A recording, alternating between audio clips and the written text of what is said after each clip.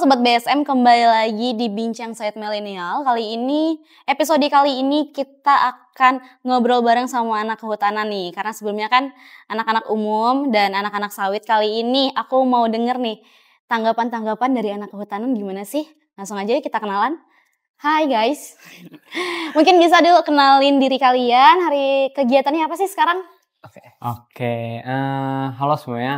Halo Kak. Perkenalkan nama aku Kalis ya. Oh yes, oke. Kebetulan emang jurusan kehutanan di IPB dan akhir-akhir ini lagi sibuk di BEM sih. Di BEM sama di komunitas Forest Lestari. Itu kan minggu ini mau ada audiensi nih ke Komisi 4 DPR. Jadi harus disiapin nih kajian-kajiannya minggu ini. Kalau yang sebelahnya? Kenalin Kak, aku Sandi. Aku juga jurusan kehutanan. Dan aku akhir-akhir ini lagi sibuk di BMKM juga sama kayak Calis. Dan lagi bangun bareng-bareng komunitas Forest Lestari dan lagi ngekaji bareng nih buat audiensi nanti ke Komisi 4 DPR RI. Wow, aku ini dengernya. Sorry, kalian semester? 2. Berarti masih baru banget ya? Bang, ya betul. Oke, sebelum kita melangkah lebih jauh nih, Alis dan Sandy. Iya. Kenapa pengen kehutanan? Oke. Kenapa pengen kehutanan ya? Sebenarnya terjebak di jalan yang benar juga ya kalau dipikir-pikir. Tapi kenapa akhirnya untuk memutuskan kehutanan? Karena pertama background keluarga ya. Karena background keluarga juga pecinta alam, apalah. Jadi tertariklah dengan yang berbau dengan alam-alam. Dan kebetulan di IPB ada namanya jurusan konservasi sumber daya hutan. Makanya kayak wah ini tertarik juga nih. Mungkin kedepannya bakal lebih main ke hutan gitu. Seru. Oh berarti emang orang tua segala keluarga emang suka sama hutan. Iya. Sering muncak bareng. Betul. Oh ya, beneran? Oh wow. Kalau Sandy sendiri? Kalau aku kebetulan keluarga nggak ada background sama sekali kehutanan. Semuanya ada yang di farmasi, ada yang berbeda lah. Kenapa aku milih kehutanan? Sama kayak Kalis, ini tersesat tapi jalannya bener gitu. Aku milih kehutanan karena dari lingkungan rumah sih. Lingkungan rumah tuh banyak dikelilingi sama beberapa gunung. Oh, wow. Dan adalah satu tambang pasir di wilayah dekat rumah. Jadi itulah kayak pengen deh masuk ke kehutanan, pengen coba benerin bekas tambang itu. Jadi ketertarikannya di konservasi sumber daya hutan itu. Oke. Tadi kalian bilang kalian dari komunitas Forest Lestari. Forest Lestari. Bisa jelasin mungkin itu apa sih komunitas apa? Jadi tuh komunitas Forest Lestari ini kita buat di tahun kemarin di sekitar Oktober atau September lah. Oke. Nah komunitas ini fokusnya kemana sih? Fokusnya itu kita lebih fokus ke isu lingkungan gitu Kak. Dari misalnya deforestasi, masyarakat adat. Jadi lebih fokusnya ke lingkungan gitu ya. Betul. Karena emang ini berangkatnya juga dari keresahan kita bersama gitu. Melihat pertama kan kita sama-sama dari IPB nih. Udah gitu kurang nih ruang-ruang diskusi yang sekiranya emang membangkitkan semangat tentang melestarikan lingkungan gitu loh. Karena di IPB ini karena emang Institut Pertanian Bogor gitu. Jadi untuk masalah pelestarian dan juga edukasi lah tentang lingkungan itu agak sedikit kurang. Apalagi ruang-ruang diskusi. Maka dari situ kita hadirlah sebagai ruang alternatif buat mahasiswa-mahasiswa nih. Kita kumpul bareng, diskusi bareng, ngobrol bareng mengenai lingkungan gitu kan. Betul. Pokoknya jadi ya ruang pendidikan tapi bebas lah kita berpendapat apa aja. Oke. Tadi sempat ngobrol sedikit juga, mereka udah ada program kerja, itu ada talk show ya? Betul. Yang udah dilakukan. Itu tentang masyarakat adat Kak. Masyarakat adat. Dan teman-teman sudah lakukan itu secara offline. Iya. Mungkin bisa jelasin dikit kemarin gimana talk show-nya? Jadi tuh kita tuh bikin jatuhnya hybrid sih Kak. Ada yang offline, ada yang online. Oh, oke. Tapi alhamdulillah yang offline itu sekitar 90 orang. Cukup banyak ya, udah banyak loh itu. Dan yang online itu sekitar 16 sampai 20 lah. Oke. Nah, kita ngundang 3 elemen. Yang pertama itu akademisi. Oke. Terus praktisi, aktivis yang benar-benar turun ke lapangan, yang tahu medan di masyarakat adat itu gimana. Terus dari akademisi, praktisi, kita butuh satu lagi yaitu pemerintah.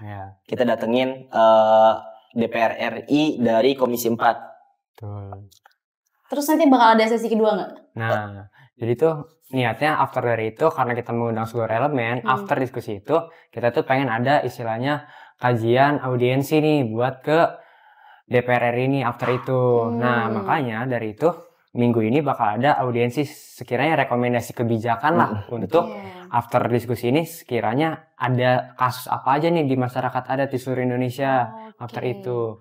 Nah, mungkin kalau tadi dari kakak bilang after ini mau ada apa, acara kedua mungkin nanti kita ada proyek besar di sepanjang bulan Ramadan, tiap minggunya akan diisi tentang diskusi-diskusi publik lah. Oke, dan itu gratis. Betul, gratis. Soalnya teman-teman mungkin kalau teman-teman yang pengen bergabung bisa hubungin teman-teman di website atau Instagram kita namanya Forest Lestari, Kak. Forest Lestari, dan itu gratis ya? Gratis. Oke, dan semuanya maksudnya tetap hybrid ya, bisa online maupun offline. Betul. Wah, seru sih. Kenapa siapa yang mencetuskan, maksudnya kayak kita buat komunitas ini deh, kita buat talk show ini deh? Awalnya sih kita jadi tuh di IPB tuh ada cafe, Kak, coffee shop gitu. Memang dari awal tuh sering ada yang diskusi dan yang megang tuh Ating juga lah. Ya udah kita ikut lah, kita ngobrol, kita gimana sih cara membangun intelektualnya mahasiswa gitu, gimana caranya membangun diskusi hangat bersama mahasiswa. Tercetus lah, ya udah kita udah ada komunitasnya ini awalnya infografis doang. Ya udah kita jalanin yuk. Jadi sesi sesi diskusi talk show gitu. Jadi kita tuh banyak juga lah dituntun sama kakak-kakak tingkat gitu. Iya. Berarti mendapat respon yang positif juga dari alumni-alumni. Iya. Oke. Tapi berarti yang membangun itu bukan alumni aja, tapi kalian yang sekarang lebih aktif atau alumni masih pada aktif untuk mungkin komunitas ini? Kalau pembangunan pembentukan komunitas ini pure dari kita sendiri. Tapi karena kita sendiri istilahnya masih baru dalam membentuk komunitas, kita perlu adanya kolaborasi dan ngobrol lah sama yang udah berpengalaman. Kita pertama ke cutting kehutanan itu sendiri, terus dari situ ke dosen, terus ke NGO lingkungan. Maka dari itu ya sampai terbentuk saat ini ya karena emang bantuan dari hasil kolaborasi ke kita juga. Jadi kita nggak berdiri sendiri juga, karena ada bantuan-bantuan itu. Seru ya, maksudnya kalian baru semester berapa tadi? Dua, tapi udah membangun komunitas yang proker pertamanya aja udah diikuti 90-an orang gitu. Maksudnya kayak itu hal yang luar biasa dan mendapat tanggapan yang positif juga, bukan hanya dari alumni, pasti juga sampai bisa ke DPR itu bukan hal yang mudah gitu loh. Pokoknya semoganya untuk yang selanjutnya, sesi selanjutnya semoga bisa lebih ramai lagi sih, harusnya bisa. Oke, jadi teman-teman kita udah ngomongin tentang komunitas tadi. Teman-teman ternyata maksudnya benar-benar sangat anak alam banget nih gitu. Nggak hanya di jurusannya tapi juga membangun komunitas untuk lingkungannya ya. Oke, teman-teman, kalau kita ngomongin sawit, aku mau tahu dong ketika teman-teman mendengar kata sawit nih dari anak kehutanan, anak zaman sekarang, apa sih yang terlintas di benak teman-teman gitu? Kalau dari saya sih, karena emang hidup dan tumbuh di lingkungan, dengar sawit yang pasti deforestasi pertama, yang satu kata kalau di nggak bisa dihindari. Kalau dari Sandy? Kalau aku mendengar sawit itu hilangnya hewan-hewan sih, rusaknya ekosistem, gitu aja sih. Karena yang balik lagi, aku hidup tumbuh di lingkungan. Kalau lingkungan pertemanan kalian kritis nggak sih terhadap, maksudnya kayak teman-teman kelas, komunitas-komunitas? Kalau ngomongin sawit itu pada kritis nggak sih? Kayak sawitnya gini gitu nggak sih?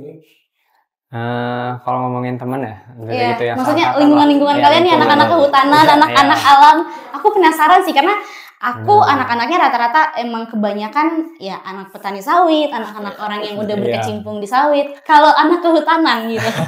Kalau anak kehutanan justru enggak semuanya kritis. Maka dari itu sebenarnya latar belakang dari terbentuknya komunitas ini pengen menumbuhkan budaya kritis itu, karena menurutku dengan masuknya kita ke kehutanan udah gitu IPB yang emang seharusnya tuh nggak hanya di bisnis atau sektor ekonomi jalan, tapi juga pemeliharaan terkait ekosistemnya juga terjaga.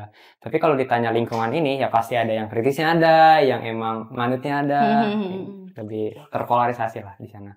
Oke, berarti deforestasi dan perusahaan ekosistem.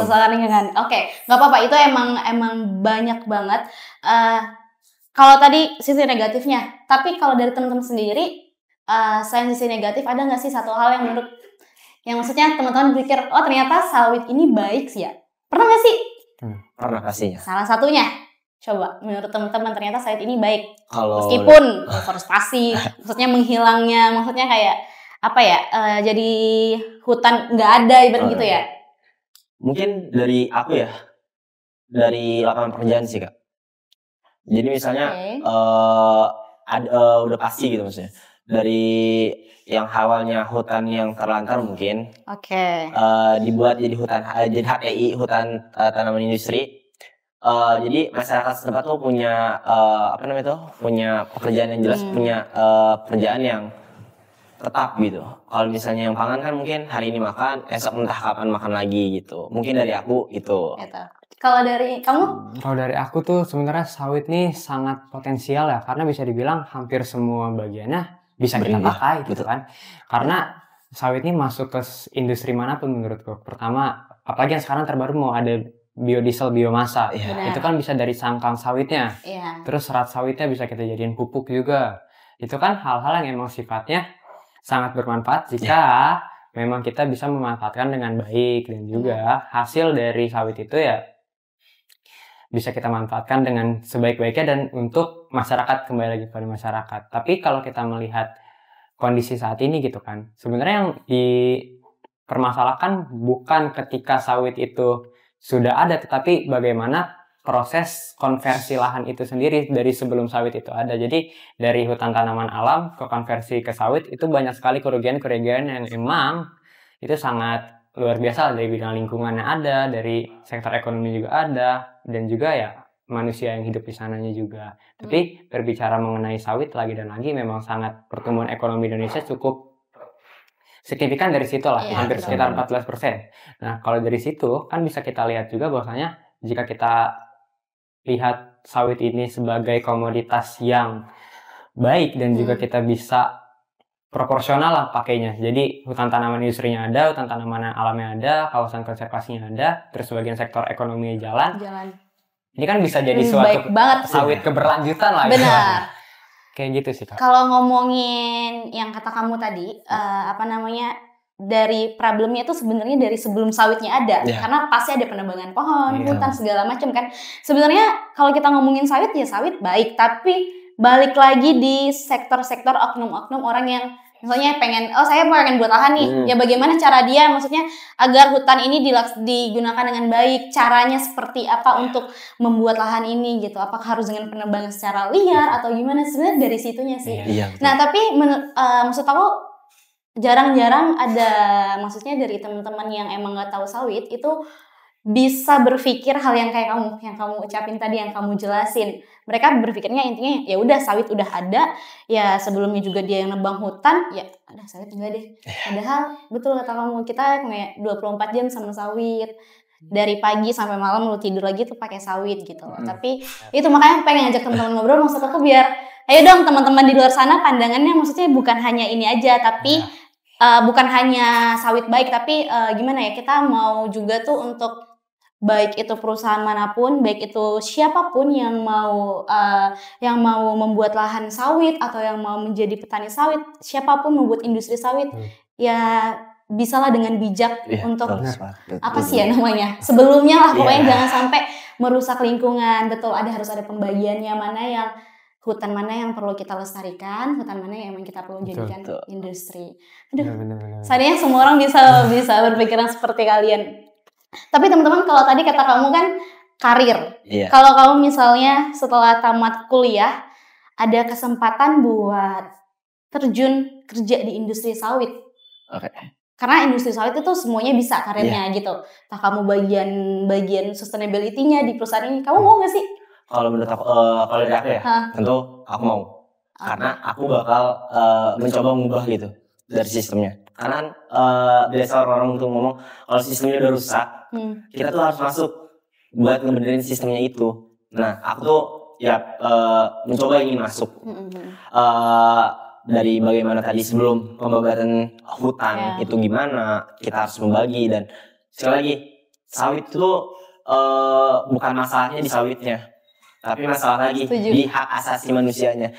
Entah dikriminalisasinya, diintimidasinya orang-orang yang ada di wilayah tersebut. Jadi jika ditanya lagi, aku ingin dengan mengubah sistem dan melakukan audiensi konsolidasi bersama masyarakat gitu. Bagaimana nanti selesai hutan sawit ini dibangun, selanjutnya mau diapain? Apa yang harus dijaga?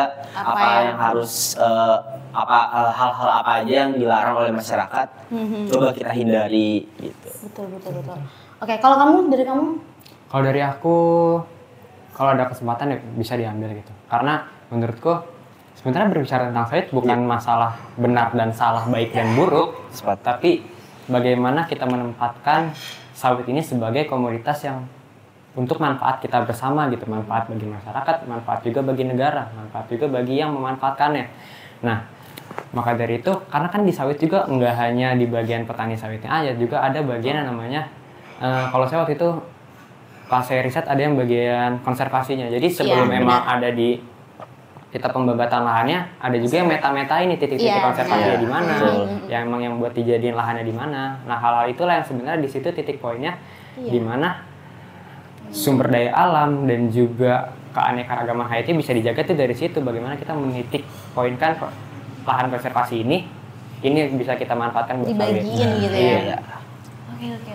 Nah, tadi kalau kita balik lagi nih, aku udah dengar penjelasan teman-teman kan, maksudnya kayak luar biasa sekali sih anak kalian bisa membayang seperti itu. Aku kira sebelumnya juga aku berpikir ya kayak aku anak sawit, kalau mikirin anak hutanan, pasti mereka musuhan nih sama anak sawit. Kayak gitu. Nggak bisa dihindari, emang pasti seperti itu kan gitu. Nah, tapi aku dengar pendapat kalian itu hal yang aku kaget sih, maksudnya kalian ternyata masih bisa menganggap sawit itu baik, dan terima kasih sekali lagi. Balik lagi, kalau tadi kita ngomongin tentang masyarakat, sebelumnya kalian ada yang tentang masyarakat adat dong.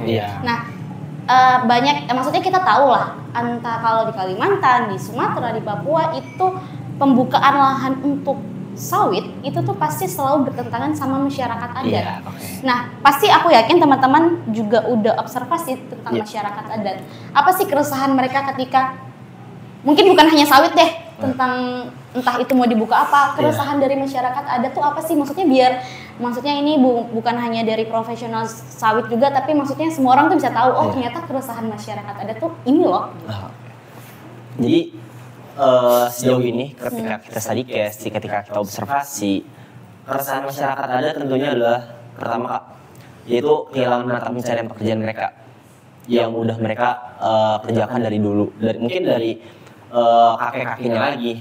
Selanjutnya mungkin mereka takut rumah mereka juga terkena. Jadi tuh masyarakat adat lebih takut gitu ketika mereka tuh hilang dari segi pekerjaan, terus rumah. Karena yang pernah aku temui bahwasanya masyarakat adat tuh hanya meminta 3 hal gitu. Air diganti air, tanah diganti tanah, udara diganti udara. Mereka nggak mau kompensasi uang segala macem. Itu sih Kak, menurut dari aku. Dan satu lagi mungkin ada beberapa masyarakat adat yang belum terpelajari gitu Kak. Ini bukan bermaksud bodoh atau gimana, tapi adalah masyarakat adat yang masih terbelakang. Nah, seharusnya perusahaan-perusahaan atau PT-PT ini ketika tahu masyarakat adat belum terpelajar, seharusnya jangan dimanfaatkan untuk keuntungan mereka gitu. Tapi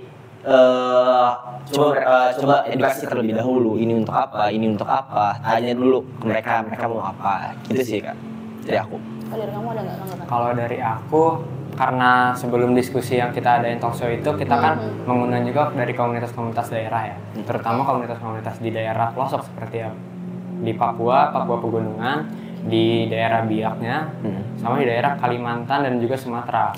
Nah, dari beberapa mereka studi kasus ya, kalau dari perspektif masyarakat adat sendiri, mengapa mereka resah terkait konversi lahan menjadi lahan sawit itu sebenarnya karena tidak adanya izin atau juga audiensi dulu ke masyarakat sih Kak. Jadi karena saya juga kebetulan fokus di kebijakan sawit, jadi itu sebenarnya yang mereka rasakan bukan saat jadinya, tetapi ketika proses konversinya itu mereka tidak ada sama sekali ngobrol lah. Jadi audiensi. Rumah mereka di situ, peternakan mereka di situ, pertanian mereka di situ, tiba-tiba datang satu pagi udah dipatok-patok, udah mulai alat-alat berat masuk.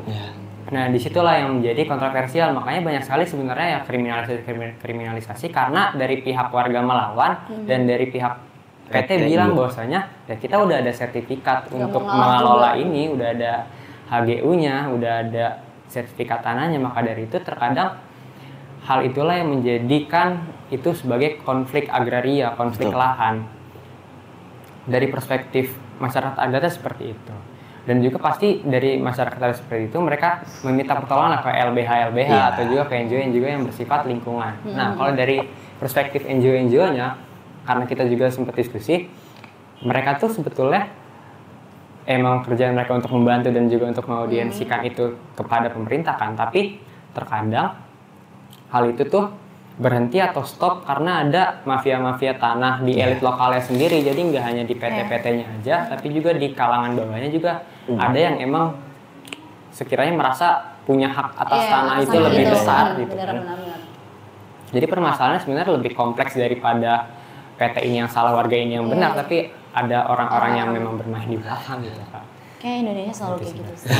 Maksudnya kayak mau sampai kapan hal seperti itu. Jadi maksudnya ya udah sekarang yang jelek juga perusahaannya, dari perusahaan juga menganggap ya masyarakat adatnya yang salah. Sebenarnya padahal betul kata kamu, di balik antara dua itu bukan perusahaan atau bukan siapapun ataupun bukan warga adat, tapi ada nih di tengah-tengahnya nih. Itu tuh bener-bener oke, setuju aku. Oke guys, kalau menurut kalian bisa nggak sih sawit sama hutan itu berjalan bareng? Kalau dari aku sangat bisa. Sejalan. Sangat bisa, karena kan sawit ini bisa aku bilang termasuk ya suatu tumbuhan industri juga. Jadi maka dari itu sawit itu bisa jadikan hutan, tapi bukan hutan alam, bukan hutan konservasi atau juga bukan hutan lindung, karena emang sifatnya kan monokultur ya. Emang kalau ada sawit ya udah buat sawit aja. Jadi sawitnya termasuk hutan, namanya hutan tanaman industri. Tapi kan hutan tanaman industri ini bisa dibilang penyerapan emisi karbonnya sangat kecil dan bahkan menghasilkan emisi karbon. Dan buat penyerapan untuk kita mencapai nanti 2050 katanya net zero karbon, itu sebetulnya kalau kita terus-terusan ekspansi sawit itu ya hal 2050 nggak akan terjadi. Maka dari itu bukannya tidak boleh untuk mengekspansi lebih luas tanaman sawit, lebih ke bagaimana ya kita proporsional lah. Maksudnya yang buat emang menyerap karbonnya ada, yang emang buat industri sektor ekonomi juga jalan seimbang. Yang kita cari itu ya keseimbangannya itu, bukan yang harus kita prioritaskan ini, harus kita prioritaskan ini, tapi ya bagaimana keseimbangan itu tetap berjalan. Jadi ya sangat mungkin untuk berjalan bersama. Mungkin pengetahuan aku nggak begitu banyak, tapi kalau aku langsung dengar tadi kamu jelasin itu, gimana dengan sawit yang menjadi komoditas nomor 1 di Indonesia? Kalau logika simpelnya, kalau aku ya kaum yang nggak begitu ini, kayak semakin banyak industri sawit, semakin banyak peluang kerja, semakin banyak pemanfaatan yang dapat. Nah itu menurut kamu gimana? Sedangkan kita harus seimbang gitu loh. Kalau misalnya balik aku, ini bilang kalau misalnya kita kan Indonesia emas 2045, mau salah satu goalsnya tuh net zero carbon. Betul.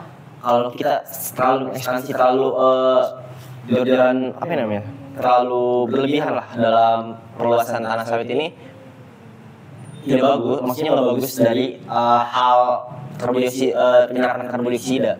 Karena kalau misalnya kita balik lagi itu, hutan juga tuh Indonesia kan adalah hutan tropis ya. Hutan tropis yang dimana Indonesia juga dibilang sebagai paru-paru dunia. Betul. Nah, jadi nggak bisa gitu kalau kita satu yang jalan jadi pincang, itu nggak bisa tuh jalan bareng-bareng kalau satu pincang. Nah, salah satunya adalah tuh dari mungkin ini pengetahuan aku, dari sawit ini banyak keanekaragaman hayati yang hilang. Contohnya orangutan, Kak. Per tahun sekitar 750 hingga 1020 itu orangutan meninggal, mati. Maksudnya malah tiga jenis si orangutan yang ada di Indonesia itu hampir punah. Nah, apa sih emang orangutan ini untungnya? Apa sih kemanfaatan orangutan ini? Orangutan ini, sepengetahuan aku, mereka tuh benar-benar dari segala biji, makanan. Mereka tuh menanam sendiri layaknya manusia. Mereka tuh yang jaga ekosistem gitu loh. Ekosistem yang ada di alam. Jadi ketika kita hutan udah nggak ada, ya kemungkinan pun ekosistem juga bakal hancur, bakal itu. Dan jika ekspansi sawit ini berlebihan, ya udah net zero karbon di 2050, 2045 emas itu nggak bakal sampai ya. Itu. Oke, kalau aku itu tanggapan kalian ya maksudnya. Dan aku setuju akan hal itu.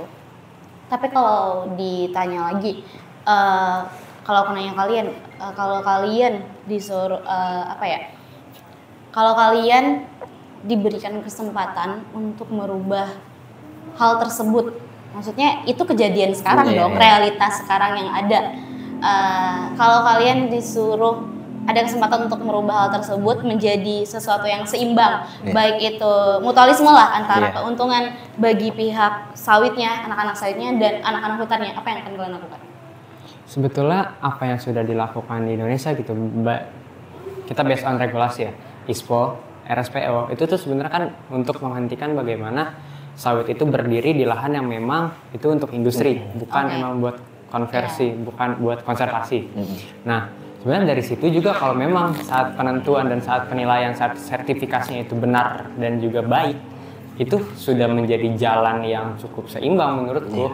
Tapi karena memang sebenarnya aku ada cerita menarik ketika memang RSPO ini pada dianggap sama ini sudut pandang PT ya. Sudut pandang PT, RSPO ini sebagai cara bagaimana negara-negara luar untuk menghentikan ekspor dari tumbuhan sawit di Indonesia. Karena Indonesia kan masih punya lahan yang banyak, maka dari itu mungkin dari perspektif PT ini bilang bahwasanya ini salah satu negara luar untuk menghentikan ekspor palm oil ini keluar.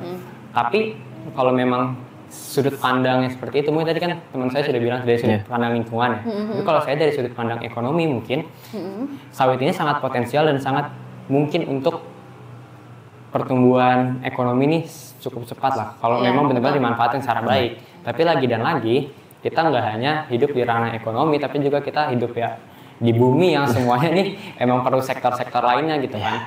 Karena berbicara tentang sawit ya berarti kan di dalamnya ada biodiversitas yang ada gitu, hayati dan faunanya yang seperti tadi teman saya sudah bilang, peraturan seperti ISPO, RSPO, RED 2, terus juga peraturan Uni Eropa yang memang mengharuskan lahan sawit ini berdiri di atas lahan yang untuk industri ya, itu sudah salah satu langkah untuk menuju keberlanjutan itu sendiri jika penerapannya itu benar.